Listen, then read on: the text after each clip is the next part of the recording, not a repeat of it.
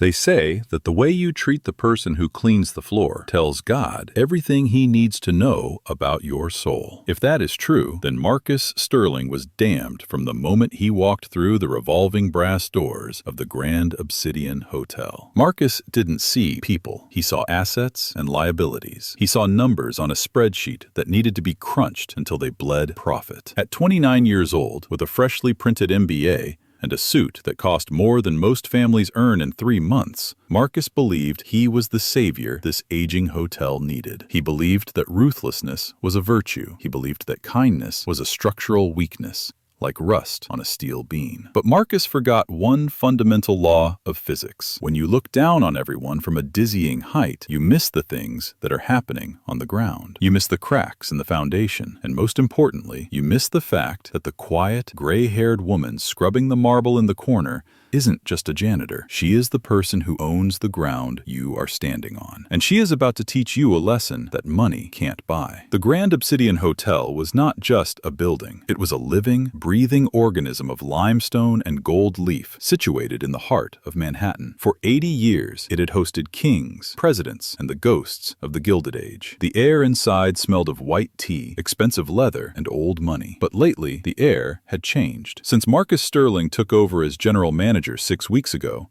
the air smelled of fear. It was 6 a.m. on a rainy Tuesday. The lobby was quiet, save for the rhythmic swish-swish of a mop gliding across the checkerboard marble floor. Elena pushed the heavy bucket with hands that were gnarled with arthritis, but steady with purpose. She was 72 years old. Her uniform was a pale blue dress with a white apron, starched to perfection, a uniform that rendered her invisible to the wealthy guests who passed her by. To them, she was part of the furniture. To Marcus, she was something worse, an inefficiency. Elena paused to wipe sweat from her forehead. She looked up at the massive crystal chandelier that dominated the atrium. She remembered the day it was installed in 1955. She remembered her husband, Cornelius, standing on the tall ladder, terrified of dropping a single crystal while she held the base steady. "It's the crown jewel, Ellie," he had told her. "As long as this light shines, we'll never be in the dark." Cornelius was gone now, buried in the family plot upstate, and Elena was alone. Or she would be alone, if not for the 600 employees who looked at her not as a janitor, but as a grandmother. "Elena, let me get that," a voice whispered. It was Javier, the young bellman who worked the graveyard shift. He rushed over to take the mop from her hands. "Mr. Sterling is doing rounds early today. If he sees you lifting the heavy bucket, he'll write you up again." Elena smiled, patting Javier's hand. "I'm fine, mijito. Hard work keeps the bones warm. You worry about the luggage. Has the VIP in room 402 received his newspaper?" "Yes, ma'am. Ironed. Just how he likes it," Javier said. "But seriously, Elena, Sterling is on a warpath. He fired Mrs. Gable from accounting yesterday just because she was 5 minutes late. He's looking for excuses." "Let him look," Elena said softly,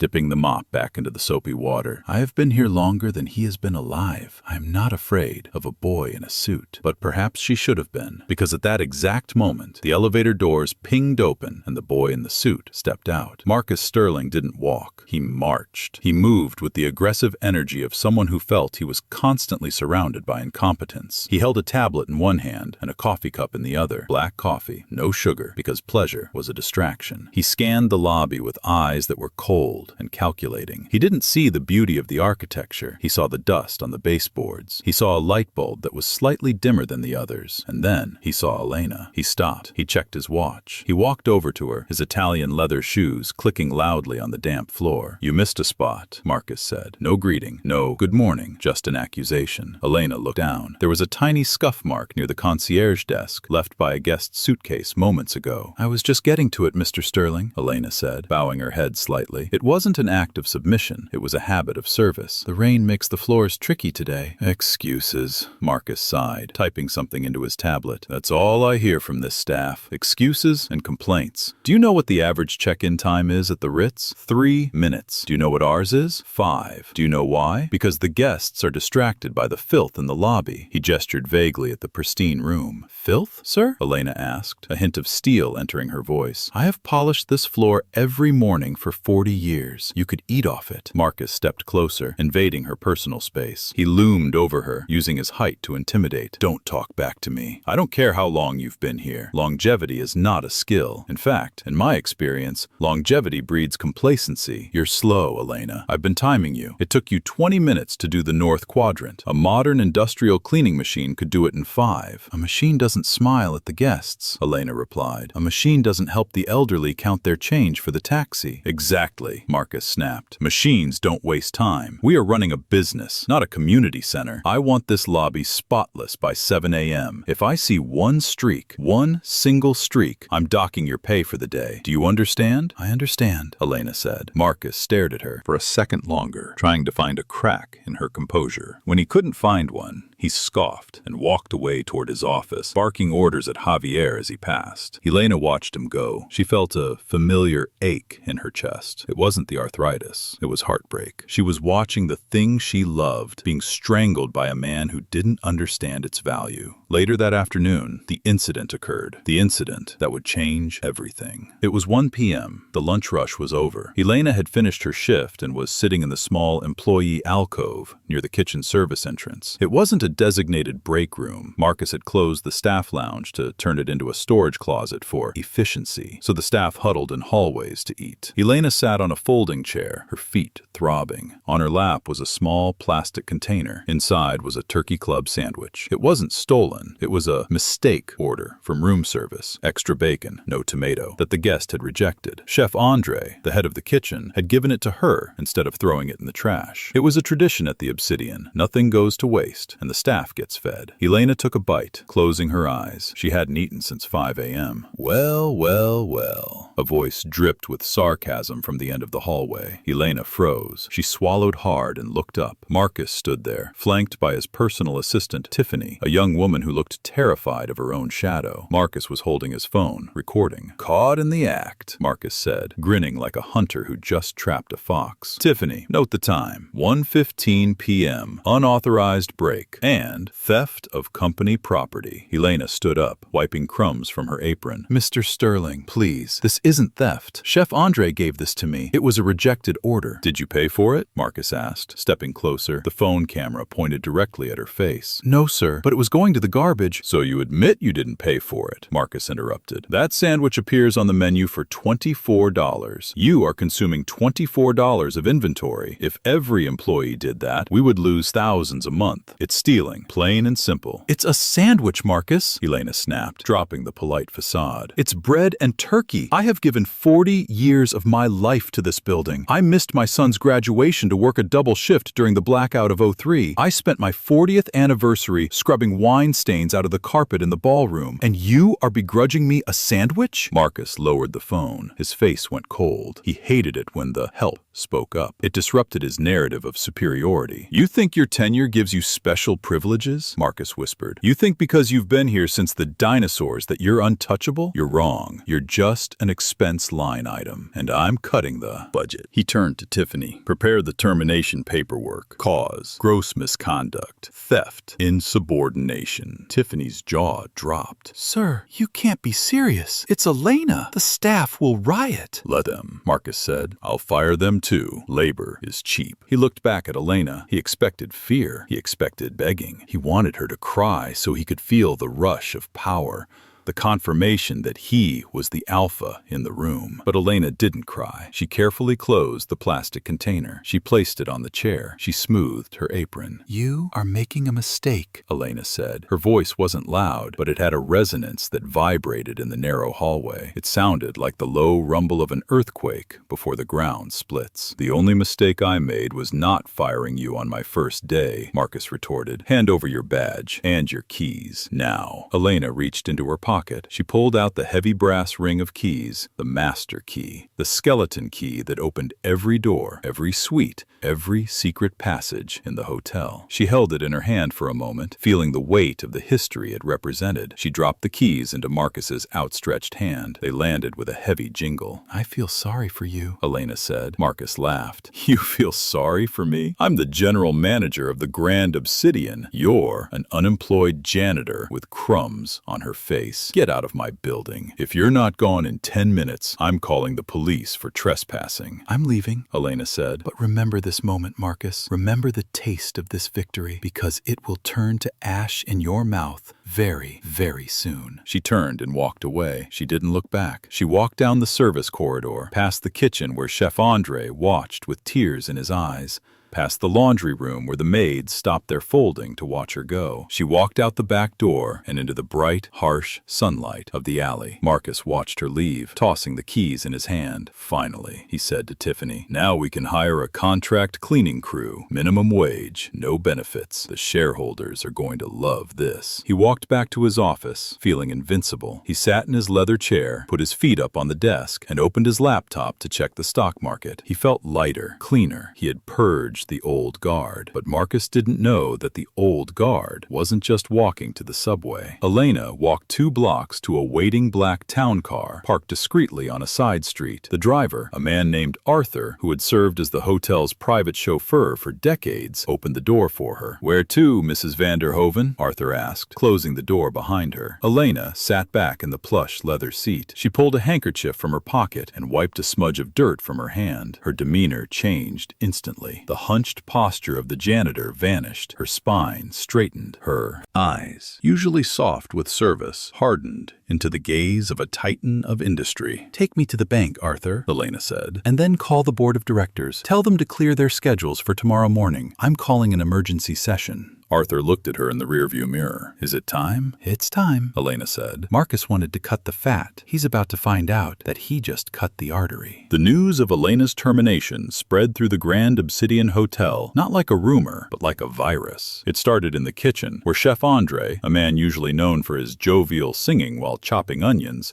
slammed his knife onto the cutting board with enough force to startle the sous chefs. He stared at the ticket machine, which was spitting out lunch orders, and for the first time in 20 years, he didn't feel like cooking. He felt like he was serving food to the enemy. She's gone? Maria, the head of laundry, whispered, standing in the doorway of the kitchen, clutching a basket of towels. Her eyes were red. He actually did it? He fired her? He threw her out like garbage, Andre growled, wiping his hands on his apron. Over a sandwich. A sandwich I gave her. It wasn't theft, Maria.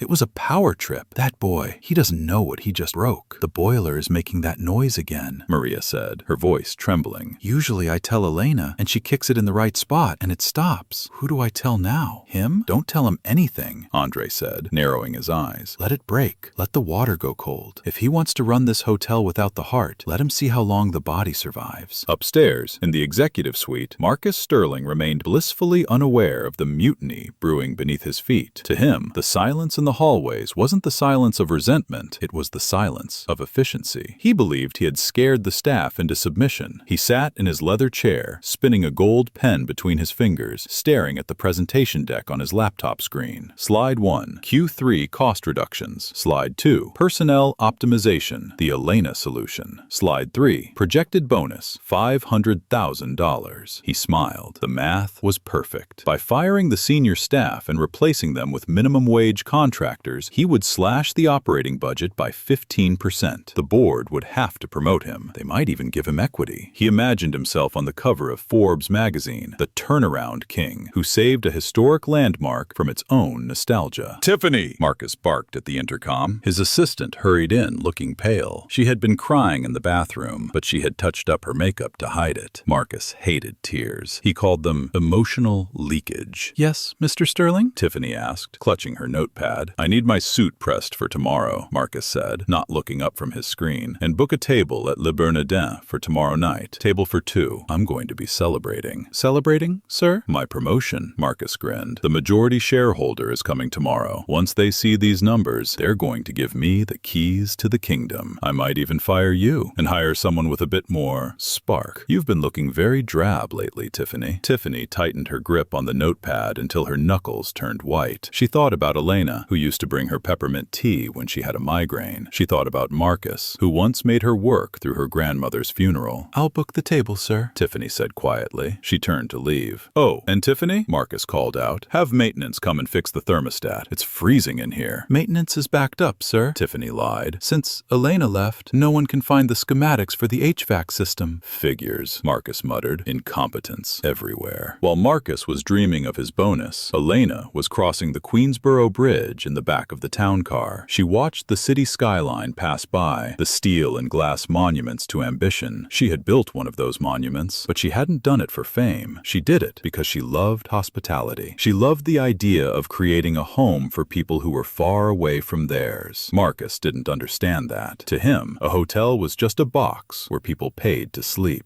The car pulled up to a modest brownstone in a quiet neighborhood. This was Elena's secret. While she owned penthouses in Paris and villas in Tuscany, she chose to live here, in the house she and Cornelius had bought when they were just starting out. It kept her grounded. It reminded her of the days when $1 meant something. "Wait here, Arthur," Elena told the driver. "I won't be long." She walked inside. The house was cozy, filled with books and photos of Cornelius, photos of the hotel's grand opening in 1940, photos of the staff picnics in the park. Elena walked into her bedroom. She opened the closet. On one side hung her blue maid uniforms, neatly pressed. On the other side, protected by garment bags, hung the armor of her other life. She unzipped a bag. The smell of lavender and cedar wafted out. She touched the fabric of the cream-colored vintage Chanel suit. Cornelius had bought it for her in 1980, the day they paid off the mortgage on the hotel. "Wear it when you need to remind them who you are," he had told her. Elena stripped off her uniform. She folded it carefully and placed it on the bed. She wouldn't be needing it tomorrow. Tomorrow, she wasn't the maid. Tomorrow, she was the executioner. She put on the suit. It still fit perfectly. She clasped the pearls around her neck. She put on her diamond earrings, subtle but flawless. She looked in the mirror. The hunched, tired old woman was gone. In her place stood a matriarch, a lioness who had been poked one too many times. She picked up her phone and dialed a number. "This is Arthur Sterling," a voice answered. Not the driver, but her personal attorney, a man known in New York legal circles as the Shark. "Arthur," Elena said. "It's Elena. I need you to prepare the papers." "The termination papers?" Arthur asked. "No," Elena said.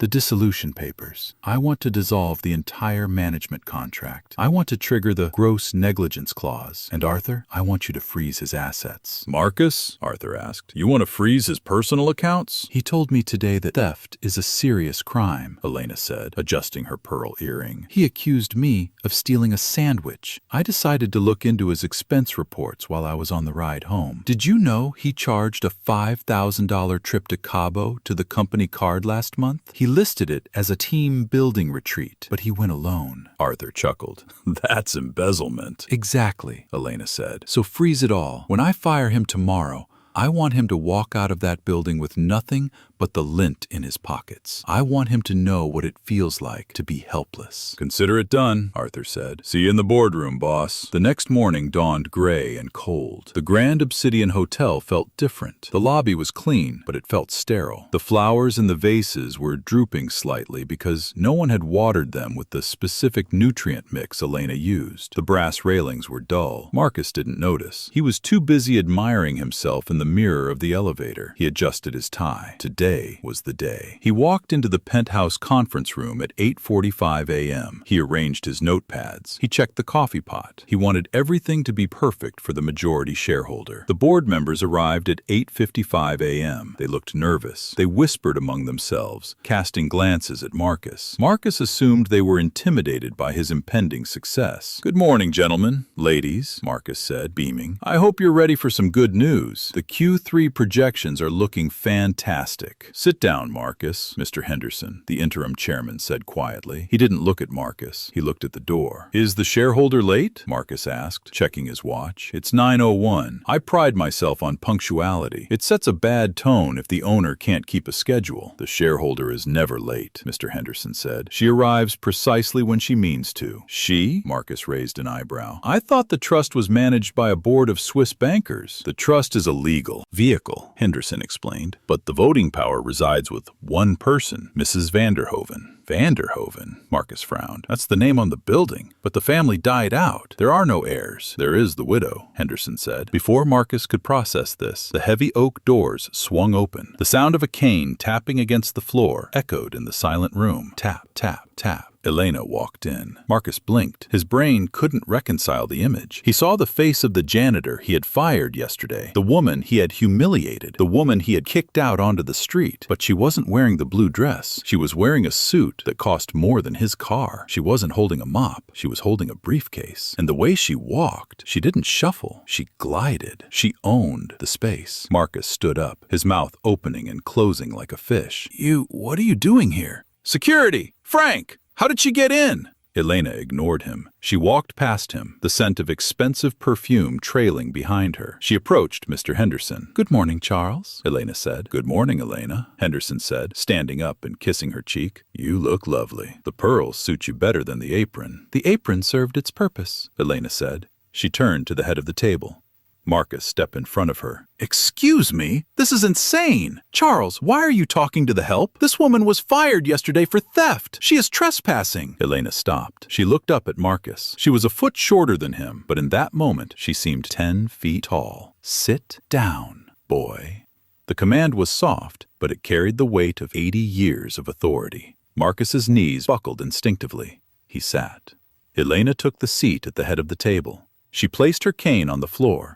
She opened her briefcase and pulled out a single file. It was the file containing Marcus's employment contract. For those of you who don't know, Elena addressed the room, ignoring Marcus's hyperventilating form, I have spent the last 6 weeks conducting an internal audit of our operations. I did this from the vantage point of the lobby floor, and what I found was a cancer. She looked at Marcus. A cancer named Marcus Sterling. I don't understand, Marcus stammered. You're the owner? I am Elena Vanderhoven, she said. I co-founded this hotel in 1940. I laid the first brick. And yesterday, you fired me because I ate a sandwich. The board members gasped. They knew Elena worked undercover, but they didn't know Marcus had actually fired her. You fired the chairman? Henderson asked, looking at Marcus with disbelief. Marcus, are you an idiot? I didn't know! Marcus shrieked. She was cleaning the toilets. She was wearing a uniform. It was a disguise. It wasn't a disguise, Elena said. It was a job that I treat with respect, something you know nothing about. She opened the file. Marcus. Sterling, you are charged with gross incompetence, abuse of staff, creating a hostile work environment, and embezzlement. Embezzlement? Marcus's face went white. That's a lie. I never stole a dime. The trip to Cabo, Elena read from a paper, $5,000 charged to the company. The dinner at Les Bernardins you booked for tonight, charged to the company account before you even ate it. The consulting fees to your friend's marketing firm for work that was never done? She threw the papers at him. They fluttered down like snow. You treated my bank account like your personal piggy bank, Marcus. You thought because I was an absentee owner, I wouldn't notice, but I notice everything. I notice when the flowers aren't watered. I notice when the maids are crying. And I certainly notice when a little boy in a suit steals from me. Marcus looked around the room. He saw no allies. He saw only wolves waiting to tear him apart. I can fix it, Marcus pleaded. I'll pay it back. Just give me a chance. I increased the profit margin. By starving the staff? Elena asked. By firing people who have families? That's not profit, Marcus. That's blood money, and I don't want it. She stood up. You are terminated, effective immediately. Your corporate cards have been canceled. Your severance has been revoked under the moral turpitude clause, and I have already called the district attorney regarding the embezzlement charges. The police are waiting in the lobby. Police? Marcus whispered. You wanted to enforce the rules, Marcus, Elena said, a small, cold smile playing on her lips. You fired me for theft of a $2 sandwich, so I am firing you for the theft of $50,000. It seems fair, doesn't it? Marcus couldn't breathe. The room was spinning. The realization of what he had done, the sheer, monumental stupidity of insulting the one person who held his life in her hands, was too much. His vision tunneled. He clutched his chest. I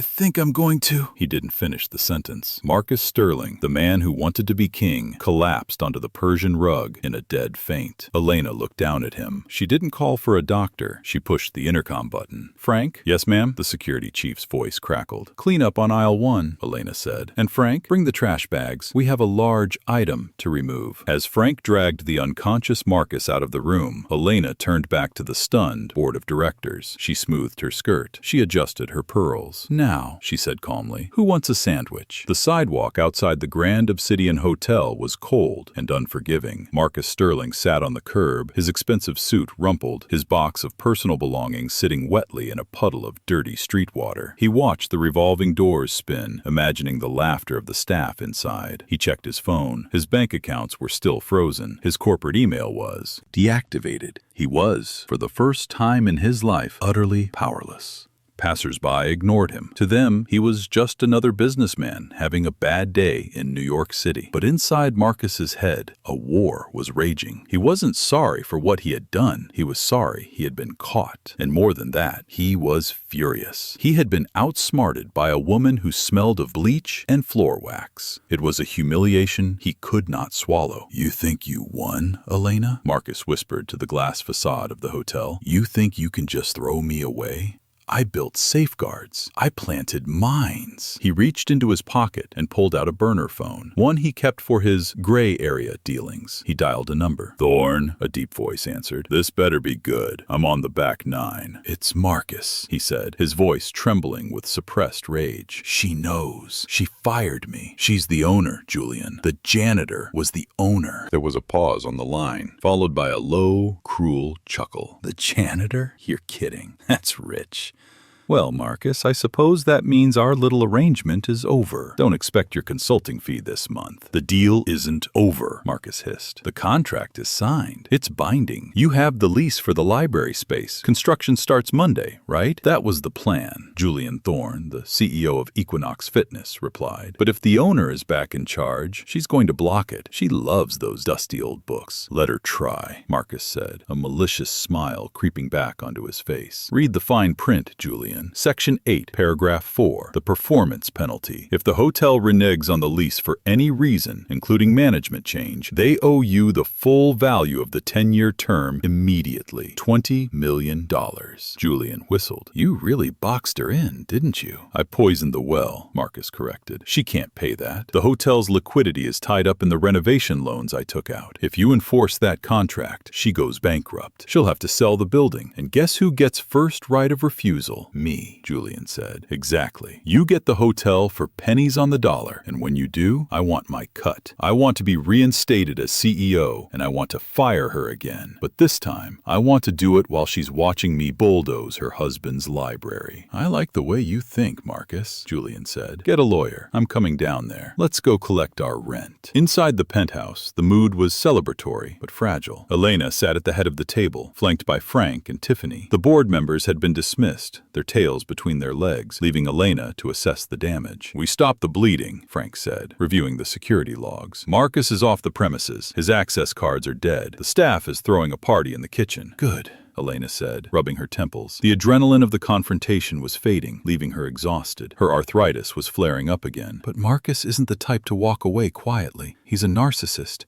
He will try to burn the house down on his way out. He can't, Tiffany said, pouring Elena a cup of tea. You're the owner. You have total control. Control is an illusion, Tiffany, Elena murmured. Cornelius used to say that a hotel is like a ship. You can steer it, but you can't control the ocean. Marcus was steering us toward an iceberg. I need to know how close we are to impact. She turned to Simon, the young IT specialist who was currently hacking into Marcus's private drive on the main server. Simon, what did you find? Simon didn't look up. His face was pale, illuminated by the blue light of the monitor. Mrs. Vanderhoven, you need to see this. It's bad. How bad? Catastrophic, Simon said. I found a folder called Project Skyline. It's the blueprint for the renovation. But it's not a renovation. Elena walked over to the screen. She put on her reading glasses. She saw the architectural renderings. She gasped. The drawings showed the Grand Obsidian's first floor gutted. The historic library, with its oak paneling and first edition books, was gone. In its place was a sleek, glass-walled gym filled with treadmills and neon lights. The majestic ballroom was partitioned into micro-meeting pods. The soul of the hotel had been erased and replaced with a generic corporate wasteland. "He sold the library," Elena whispered, her hand trembling as she touched the screen. "That was Cornelius's favorite room. He proposed to me by the fireplace. He read to our children in that corner." "He didn't just sell the space," Simon said, clicking on a PDF file. "He signed a commercial lease with Equinox Fitness. 10 years, ironclad." Elena read the contract. Her eyes skipped to the bottom. Signed, Marcus Sterling, General Manager. "We cancel it," Frank said, slamming his fist into his palm. "He didn't have authorization to sell historical parts of the building." "He did," Elena said, her voice hollow. "The board gave him autonomous control over vendor partnerships last month. I saw the minutes. They were asleep at the wheel. Technically, he had the legal right to sign this." "Look at the cancellation clause," Simon pointed out. "If we break the lease, we owe $20 million, due within 48 hours. The room went silent. $20 million. The hotel had assets, yes, but not that kind of liquid cash. Marcus had spent the reserves on his modernization projects and his embezzlement schemes. "We don't have it," Elena said softly. "If we pay this, we can't make payroll next week. We'll default on the main mortgage." "So we let them build the gym?" Tiffany asked, horrified. "If they destroy the library," Elena said, "they destroy the historical landmark status of the building. We lose our tax credits. We go bankrupt anyway. It's a trap. A catch-22. "He set us up," Frank realized. He knew this day would come. The elevator chimed. The doors slid open. A man stepped out. He was tall, tan, and wore sunglasses indoors. He looked like a shark in a tailored suit. It was Julian Thorne, the CEO of Equinox. And walking right behind him, smirking like a hyena, was Marcus Sterling. "Security!" Frank barked, stepping forward. "Mr. Sterling is banned from this property." "I'm not here as an employee, Frank," Marcus said, smoothing his lapel. "I'm here as a consultant for Mr. Thorne, and we are here to inspect our property." Elena stood up. She leaned on her cane, her knuckles white. "You have some nerve coming back here, Marcus." "I forgot my stapler," Marcus joked, his eyes cold. "Mrs. Vanderhoven," Julian Thorne said, stepping forward. He didn't offer his hand. "I'm Julian. We have a contract. My construction crews are scheduled to start demolition of the library wall on Monday morning. I'm here to make sure the space is cleared." "The space is not cleared," Elena said. "It is filled with 80 years of history, and it is not for sale." "It's already sold," Julian said, holding up a copy of the contract. "I have a valid lease. Now, Marcus tells me you might be having second thoughts. That's fine. I'm a reasonable man. You can buy me out." $20 million, Marcus interjected, smiling. "Wire transfer by close of business today." "This is extortion," Elena said. "You bribed him to sign this, Julian. The signing bonus Marcus received? That's illegal kickbacks." "It's a consulting fee," Julian shrugged. "Perfectly legal. Prove otherwise. But that will take years in court. And while we argue, the penalty interest compounds. By the time you get a judge to listen, you'll owe me $40 million. Or you can just let me build my gym." He looked around the beautiful Art Deco room. "Honestly, Elena, you should thank me. Nobody reads books anymore. A gym adds value. It attracts the right clientele. Young, fit, rich, not the dinosaurs you cater to." Elena looked at Marcus. "You would destroy your own legacy just to hurt me?" "It's not my legacy," Marcus spat. "It was yours. I'm just cashing out." "Get out," Elena said. "Both of you." "We'll go," Julian said, checking his watch. "But my wrecking crew arrives at 7 a.m. Monday. If the doors are locked, we call the sheriff to enforce the contract. Have a nice weekend, Grandma." They turned to leave. Marcus paused at the elevator. He looked back at Elena. "You should have let me eat the sandwich, Elena," Marcus whispered. "It would have been cheaper." The elevator doors closed, leaving a heavy silence in the penthouse. Tiffany started to cry. "We're going to lose the hotel. We're going to lose everything." Frank looked at the floor. "I can block the doors on Monday, make them physically remove us." "That's a delay tactic," Elena said. "It won't stop a lawsuit. We need to kill the contract." She walked to the window and looked out at Central Park. The leaves were turning gold. Autumn was coming. "Cornelius always said that a contract is only as good as the honor of the men who signed it," Elena said. "These men have no honor. So we can't fight them with honor. We have to fight them with the truth." "What truth?" Simon asked. "The contract is legal." "The contract is for the lease of a commercial space," Elena said, her mind racing. "But what if the space isn't commercial?" She turned to them, a spark returning to her eyes. "The library. What is behind the north wall? The old fireplace, Frank said. It's been boarded up for years. And behind that? Elena asked. Do you remember the stories, Frank? From the Prohibition era? Frank's eyes widened. The tunnels. You think they're real? The Obsidian wasn't just a hotel in the 1920s, Elena said. It was a speakeasy. My husband told me that the original owner built a network of tunnels to hide the liquor from the police during Prohibition. And one of those tunnels, it runs right behind the library wall. So? Simon asked. So? Elena smiled. If there is a Prohibition-era tunnel behind that wall, it's not just a wall, it's an archaeological site. It falls under the New York City Historical Preservation Act. If we can prove the tunnel exists, the city declares the room a protected landmark. No one can touch it. Not Equinox, not Marcus. The contract becomes null and void because it demands an illegal act, destroying a landmark. But the blueprints don't show a tunnel, Simon said. Marcus scrubbed the digital files. Marcus scrubbed the modern files, Elena said. He didn't scrub the city archives, and he didn't scrub the memories of the people who built this place. She grabbed her cane. Frank, get a sledgehammer. Simon, get a flashlight. We're going to do a little demolition of our own. You want us to break the wall? Frank asked. We have until Monday morning, Elena said. If we find that tunnel, we win. If we don't, Marcus wins. Let's get to work. Interior, the library, night. The library was dark, smelling of old paper and beeswax. The shelves were empty. Marcus had already sold the books to a fence in Queens, a problem Elena had solved in the previous iteration, but in this version, the physical space is the stakes. Elena stood before the massive oak-paneled north wall. Here, she pointed to a hollow-sounding spot near the fireplace. Hit it here. Frank swung the sledgehammer. Crack! The wood splintered. Again, Elena ordered. Crack! Behind the wood, there was brick. Frank switched to a chisel. He worked for hours, sweat pouring down his face. The staff gathered around. Maids, waiters, valets, taking turns holding the light, bringing water. They were fighting for their home. It was 3 a.m. when the brick finally gave way. A rush of cold, stale air blew into the room. It smelled of damp earth and stale bourbon. Frank shone the flashlight into the hole. Mother of God, Frank whispered. What is it? Tiffany asked. Frank stepped back. Elena stepped forward and looked inside. Behind the wall was a narrow staircase leading down into darkness. And sitting on a crate, perfectly preserved in the dust, was a wooden box stamped Property of Cornelius Vanderhoven, 1925. It's real, Elena breathed. The bootlegger's tunnel. We found it, Simon cheered. We can call the Historical Society. Wait, Elena said. She reached through the hole and opened the box. Inside were bottles of whiskey, but underneath the bottles was a ledger. She pulled it out. She opened it. It wasn't a bootlegging ledger. It was a construction journal. Entry, October 14, 1925. The foundation is weak on the north side. I reinforced it with the steel beams, but if anyone ever digs here, the whole river wall will collapse. We must seal this room forever. It is the only thing holding back the East River water table. Elena went pale. It's not just a landmark, she whispered. It's a load-bearing dam.